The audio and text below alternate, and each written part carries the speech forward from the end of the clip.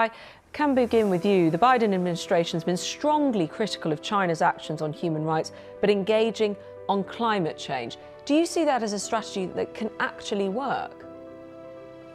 I'm not sure why BBC started with listing only China's human rights abuses. What about America's human rights abuses? The Iraq War, together with the UK, completely illegal and under false pretenses.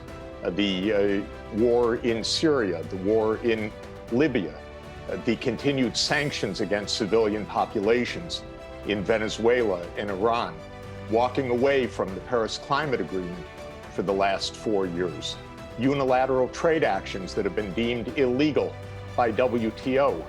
So one can make anything one wants, but we have really serious human rights violations by the United States abroad, not to mention an insurrection on January 6th in our own country, not to mention the continued massive racism, white supremacism, and abuse of incarceration of hundreds of thousands of people in the U.S., Black, African-American people of color.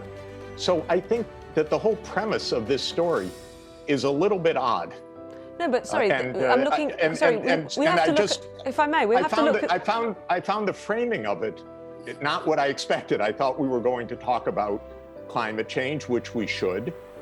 But I think that the idea that there is one party that is so guilty, how can we talk to them, is just a strange way to address this issue. Well, hang on.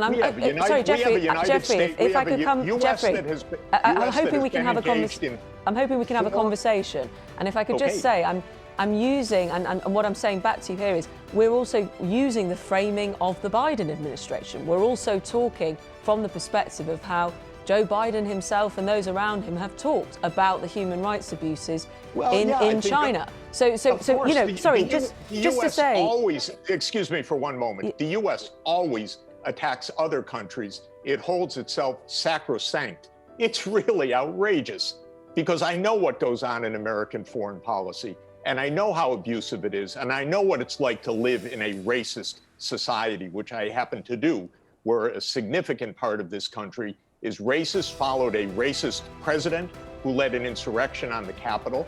And so the framing of this issue is strange. That's what I'm saying. What, by your own country as well as the rest of the world? I believe by the government, not by my own country, by the government of my country. So I believe that the two leading polluters absolutely need to clean up their act.